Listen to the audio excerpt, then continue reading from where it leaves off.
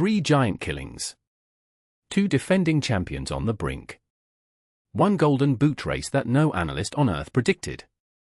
This week at World Cup 2026, the group stage stopped being a formality and became a survival event. Stay with us, because by the end of this film you will know exactly who is through, who is hanging by a thread, and which single fixture next week decides everything. Welcome to your full World Cup 2026 weekly recap.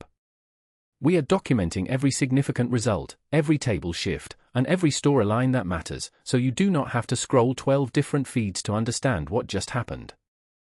World Cup 2026 is the largest FIFA World Cup in history, 48 teams, 16 groups, 3 host nations, the United States, Canada, and Mexico.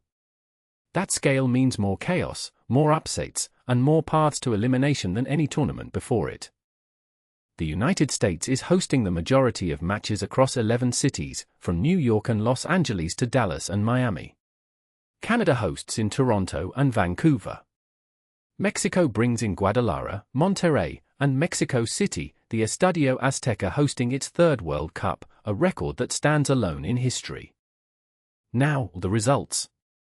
Let us go group by group through the week that just ended, starting with the stories that genuinely shook this tournament. The single biggest shock of the week came in Group C, where Japan defeated Spain 2-1 in a result that immediately recalled the ghost of Qatar 2022. Spain, among the top 10 sides in the world entering this tournament, found themselves overrun by Japan's high press in the second half, conceding the winner in the 88th minute. Japan now leads Group C, Spain drops to 3rd. The defending Euro champions entered this tournament as one of the top 3 favourites, and they now face a must-win final group game to avoid one of the most embarrassing early exits for a reigning continental champion in recent World Cup history. Meanwhile in Group A, the group of death on paper, France needed a late equaliser against a determined Uruguay side to salvage a 1-1 draw. Kylian Mbappé, playing his first World Cup as captain and as a Real Madrid player, had a quiet 90 minutes by his standards. Mbappé has 1 goal in 2 group games, a penalty. For a player expected to be the tournament's defining figure, the pressure is already building. France sits 2nd in Group A behind the United States, who defeated Portugal 1-0 in a result that stopped New York cold. The USA's victory over Portugal, played at MetLife Stadium in New Jersey before 82,000 people, was not a fluke. Christian Pulisic created the goal, the defense held firm, and for the first time in generations, the United States can realistically claim they are among the tournament favorites on home soil. And that storyline is only getting bigger, but hold that thought, because the golden boot race demands your attention first. The current top scorers after match day 2 tell a story no one scripted. Lamine Yamal of Spain, just 18 years old, leads the tournament with 3 goals in 2 games. He is on pace to become the youngest World Cup Golden Boot winner in history. Yamal's 3 goals come despite Spain dropping points. If Spain are eliminated, his tournament ends, making the Spain vs Morocco final group game perhaps the most consequential 90 minutes of the entire group stage. Erling Haaland also sits at 3 goals, driving Norway's stunning emergence as Group F leaders. Norway, a nation that has not reached the knockout stage of a World Cup since 1998, currently sit top of their group above Brazil, who drew 0-0 with South Korea in a result that left Sao Paulo in stunned silence. Brazil's 0-0 against South Korea was one of the most discussed results of the week. Vinicius Jr. was subdued.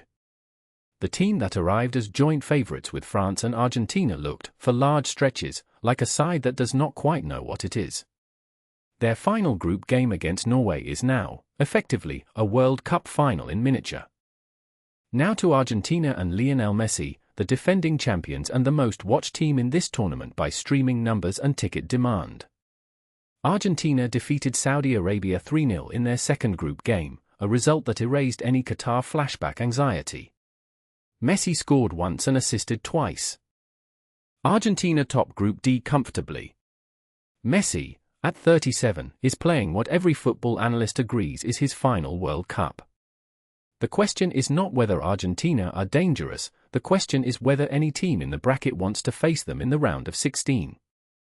The answer, based on the draw, is probably no.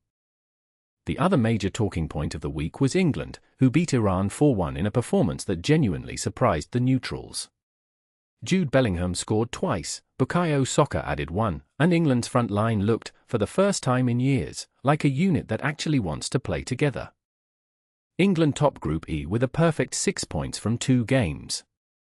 Germany, their closest rival, sits second after a 3-0 win over Colombia. An England vs Germany final group game, which now serves no meaningful purpose for either team in terms of qualification, still carries the weight of 60 years of football rivalry, and both managers have confirmed their first choices will play.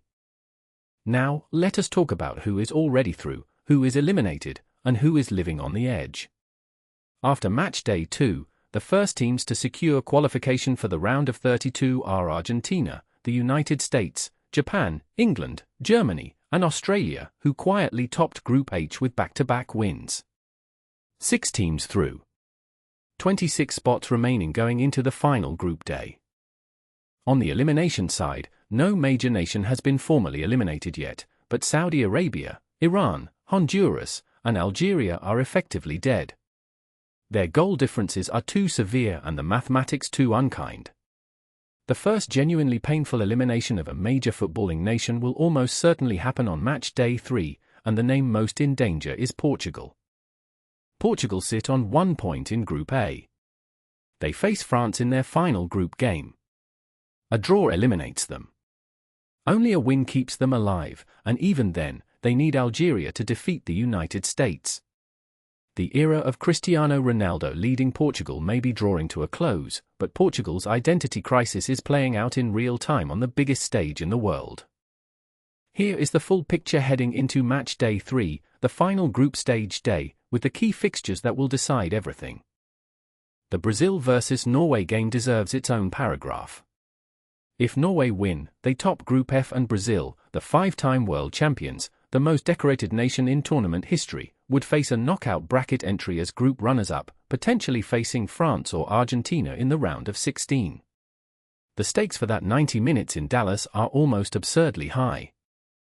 And then there is the Spain situation, which is the most dramatic single-team storyline of the week. Spain need to beat Morocco. If they draw, their fate depends on Japan versus Honduras, which Japan are expected to win comfortably. Spain could finish third and miss the knockout stage entirely. The reigning European champions. Third in their group. Out.